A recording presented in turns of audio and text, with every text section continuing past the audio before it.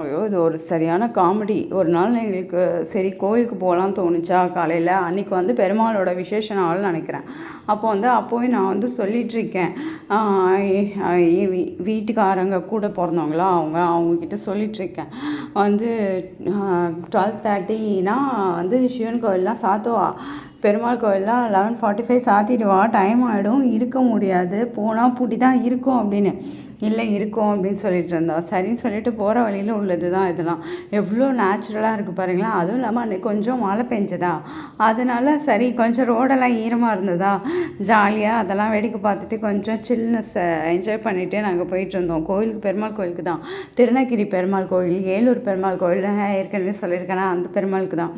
அவர் வந்து கல்யாண உற்சவத்தில் இருக்கிற மாதிரி ஜெகஜோதியாக சூப்பராக மின்னிட்டு அம்பாலோட இருப்பா. செமையாக இருக்கும் அது பார்க்குறதுக்கே.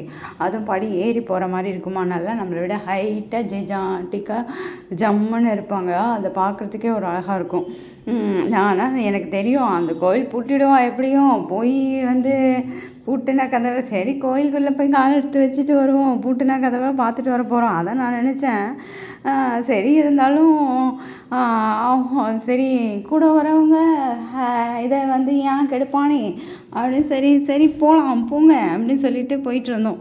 எவ்வளோ போகிற வழிலாம் பாருங்களேன், எவ்வளோ ஃபுல்லாக செம்ம நேச்சுரல். ரோடு எப்படி இருக்குது பாருங்களேன், ரொம்ப பசுமையாக. அங்கெல்லாம் வந்து இந்த சைடு ஆறு போகுது, பெரிய ஆறு. இந்த பக்கம் வந்து ஃபுல்லும் விவசாயம் பண்ணுற மாதிரி, அப்புறம் நிறைய தோப்பு அது இதுன்னு வச்சுருக்காங்க.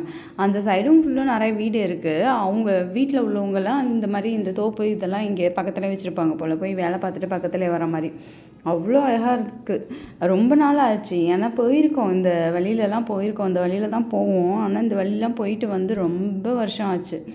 ரொம்ப நாள் இல்லை, ரொம்ப வருஷத்துக்கு அப்புறம் திருப்பி என் வீட்டுக்காரங்க கூட பிறந்தவங்க கூட தான் போனேன். பயங்கர ஜாலியாக இருந்தது. பயங்கர ஹாப்பியாக ஜாலியாக பேசிட்டு அரட்டை அடிச்சுட்டு போயிட்டு இருந்தோம். எல்லோரும் வீட்லேயும் இந்த மாதிரி இருந்தால் எல்லாம் நல்லாயிருக்கும்ல அப்படின்னு நினச்சிட்டு இருந்தேன். மரம்லாம் பாருங்களேன், எவ்வளோ பெரிய பெரிய மரம். அதுவும் பக்கத்தில் பார்க்கும்போது எல்லாம் பெருசு பெருசாக இருக்கும். பயங்கர பெருசாக இருந்தது. இங்கே கேமராவுக்கு வந்து ரொம்ப கொஞ்சம் லாங் டிஸ்டன்ஸில் சின்ன சின்னதாக தெரிகிற மாதிரி இருக்குது. இந்த மாதிரி இப்படி ரோட்டுக்கு பின்னாடி இருந்து எடுக்கிறது எனக்கு ரொம்ப பிடிக்கும். அது ஏன்னு தெரில, நான் அப்படி நிறையா டைம் எடுப்பேன். நம்ம முன்னாடி போயிட்டுருப்போம், பின்னாடி உள்ளதை அப்படி ஃபோக்கஸ் பண்ணி எடுக்கிறது எனக்கு ரொம்ப பிடிக்கும். எவ்வளோ அழகாக இருக்குது பார்த்தீங்களா. ஐயோ அப்படியே வந்து ரோடு கொடை பிடிச்ச மாதிரி வேறு இடையில அப்படி சேர்ந்து வேறு இருக்கும். எல்லாம் அடியில் பாருங்களேன். அதுவே வந்து நேச்சுரலாக வந்து நமக்கு ஒரு இதை ஷேப் பண்ணி கொடுத்த ஸ்ட்ரக்சர் பண்ணி கொடுத்த மாதிரி இருக்குது. அவ்வளோ அழகாக இருக்குது.